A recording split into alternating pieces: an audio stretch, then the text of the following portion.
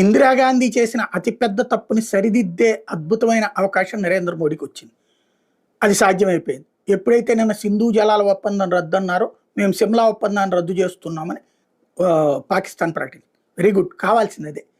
ఎందుకంటే సిమ్లా ఒప్పందంలో ఇందిరాగాంధీ అత్యుత్సాహంతో ఆ రోజున 90,000 మంది సైనికులు పాకిస్తాన్ వాళ్ళు లొంగిపోతే ఆ రోజున ఏం బేరమాడాలా? పీఓజేకి అడగాలి. బంగ్లాదేశ్ ముక్కలు చేసినటువంటి దేవతను ఆవిడని కీర్తించేటప్పటికి ఆ కీర్తనల్లో పడిపోయి భారతదేశ భవిష్యత్ స్వరూపాన్ని మర్చిపోయింది.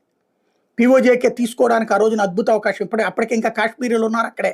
92లో కదా కాశ్మీరీల్ని తరిమివేసినటువంటిది. ఆ రోజున కాశ్మీరీలు అక్కడే ఉన్నారు, ముస్లింలు ఉన్నారు, కాశ్మీరీలు ఉన్నారు.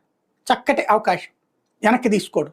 అదే జరుగుంటే కనుక ఇవాళ అద్భుతమైన అవకాశం ఉండేది. కానీ వెనక్కి తీసుకోలేదు. తీసుకోకపోగా 1971లో ఏ సరిహద్దులైతే ఉన్నాయో అదే ఫైనల్ సరిహద్దు అని సంతకం పెట్టించింది పాకిస్తాన్.